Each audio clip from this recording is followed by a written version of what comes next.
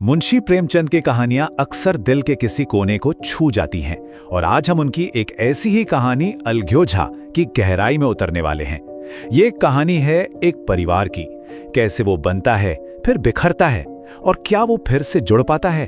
ये एक ऐसी दास्तान है जो सच में सोचने पर मजबूर कर देती है। इस कहानी को समझने की शुरुआत चलिए एक बहुत ही चौंकाने वाले, एक दिल दहला देने वाले वाक्य से करते हैं। ये सच तो कहानी के बहुत बाद में सामने आता है, लेकिन सोचिए अगर हम इसे यहीं सामने रख दें तो एक सवाल मन में उठता है। वो सवाल ये है कि आखिर ऐसा क्या हो गया, ऐसा क्या हुआ कि एक भाई की मौत की वजह घर के चूल्हे का बंटवारा बन गया। चलिए इस सवाल का जवाब ढूंढते हैं और इस दर्द की जड़ तक पहुंचते हैं। तो हमारा सफर कैसा रहेगा?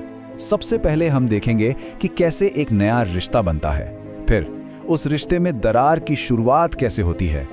कहानी आगे बढ़ेगी चूल्हे के बंटवारे तक और फिर हम देखेंगे कि इस बंटवारे की कीमत क्या चुकानी पड़ती है। इसके बाद बात होगी एक टूटे हुए परिवार की और आखिर में देखेंगे कि क्या अंधेरे के बाद एक नया सवेरा होता है। तो चलिए कहानी की शुरुआत करते हैं। एक ऐसा मोड़ जहां एक परिवार बस बिखरने ही वाला है, लेकिन वहीं एक उम्मीद की किरण भी दिखती है। देखिए, रघु का बचपन कोई फूलों की सेज नहीं था। सौतेली माँ पन्ना के आने के बाद पिता का प्यार तो जैसे मिला ही नहीं, और जब पिता की भी मौत हो गई तो पन्ना को लगा बस अब सब खत्म। उसे डर था कि रघु जो अब अनाथ हो चुका था उसे और उसके बच्चों को बेसहारा छोड़ देगा। लेकिन यहाँ कहानी एक ऐसा मोड़ लेती है जिसकी किसी को उम्मीद नहीं थी। हुआ बिल्कुल उल्टा। रघु ने नफरत की हर दीवार गिरा दी और वो उस परिवार का रखवाला बन गया जिसने उसे कभी अपना समझा ही नहीं था। और ये सिर्फ बातें नहीं थीं, ये कोई खोखले वादे नहीं थे। रघु ने इस रिश्ते को अपने काम से, अपने प्यार से सींचा। अपने छोटे भाई बहनों के लिए खिलौने बनाना, उनका डर भगाना, हर तरह से उनका दिल जीत लिया। और तो और जब घर में दूध के लिए गाय की जरूरत पड़ी तो जरा सोचिए, उसने अपनी सोने की मोहर तक बेचने की बात कह दी। रघु का ये त्याग देखकर पन्ना का दिल पिघल गया। उसने अपनी हसूली आगे कर दी। बस यहीं से शक की जगह एक अटूट विश्वास ने ले ली। पर कहते हैं ना, अच्छी चीजें शायद ज्यादा दिन नहीं टिकती। इतनी मुश्किल से जो शांति घर में आई थी वो अब जाने वाली थी। चलिए देखते हैं इस खूबसूरत रिश्ते में दरार पड़नी कैसे शुरू हुई। 5 साल, पूरे 5 साल तक सब कुछ ठीक था।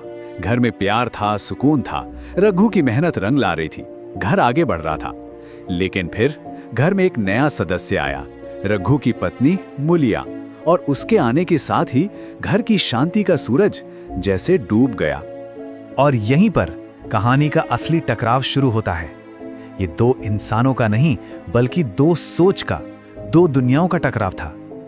एक तरफ था रघु, जिसके लिए परिवार का मतलब था एकता, मिलकर काम करना, एक दूसरे के लिए त्याग करना। और दूसरी तरफ थी मुलिया, जिसकी दुनिया सिर्फ मैं और मेरे इर्द गिर्द घूमती थी। स्वार्थ, शक और हर चीज पर बस अपना कब्जा करने की जिद। मुलिया ने जैसे ठान लिया था कि इस घर को तोड़ कर ही रहेगी। उसने एक एक करके अपने पत्ते चले। सबसे पहले उसने रघु के कानों में जहर घोलना शुरू किया कि वो अपने सौतेले परिवार के लिए क्यों खट रहा है। फिर उसने पन्ना की मदद करने से, यहाँ तक कि खाना बनाने से भी साफ मना कर दिया। बात बढ़ी तो पैसों को लेकर झगड़े शुरू हो गए, और जब उसे लगा कि कोई और रास्ता नहीं बचा तो उसने अपना आखिरी दांव खेला, भूख हड़ताल। और बस इसी भूख हड़ताल ने उस पल को जन्म दिया जिसने इस परिवार की तकदीर हमेशा के लिए बदल दी। वो पल था चूल्हे का बंटवारा। अब वो घर एक ऐसे दोराहे पर आ खड़ा हुआ था जहां से वापसी नामुमकिन थी। मुलिया की जिद ने एक सवाल खड़ा कर दिया था, क्या एक घर में 2 चूल्हे जल सकते हैं?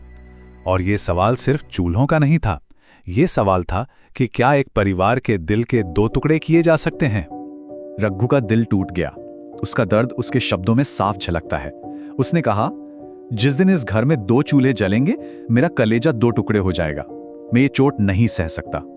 उसके लिए ये सिर्फ एक बंटवारा नहीं था, ये उसकी आत्मा के 2 हिस्से होने जैसा था।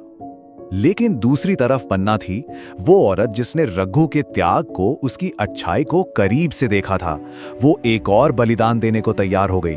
वो समझ गई कि रोज रोज की इस चिकचिक से, इस कलेश से अच्छा है कि अलग हो जाया जाए। उसने भारी दिल से रघु का एहसान याद रखते हुए इस बंटवारे पर अपनी हामी भर दी। बंटवारा तो हो गया, पर इसकी जो कीमत चुकानी पड़ी उसकी कल्पना शायद किसी ने भी नहीं की थी।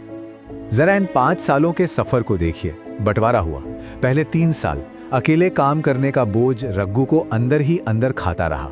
उसकी सेहत गिरने लगी, पैसे की तंगी होने लगी, और 5वां साल आते आते सिर्फ 30 साल की उम्र में वो लड़का जिसने एक परिवार को जोड़ा था, वो बीमारी, जरूरत से ज्यादा मेहनत और एक टूटे हुए दिल का बोझ और नहीं सह पाया।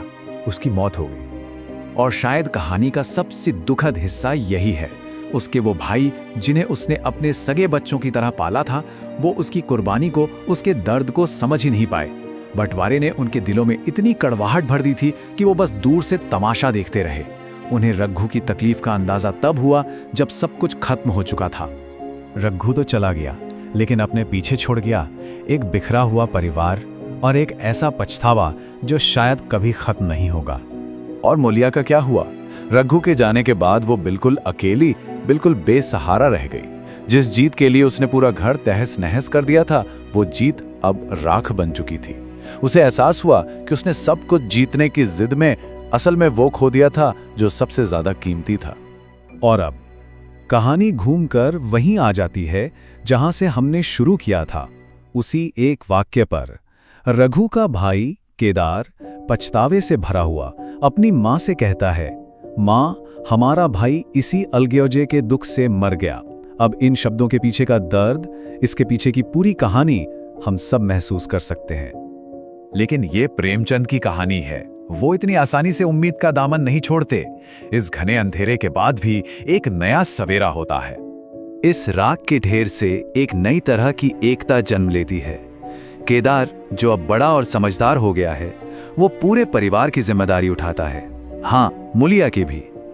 वो फैसला करता है कि वो शादी ही नहीं करेगा ताकि घर में फिर से बंटवारे की नौबत ना आए।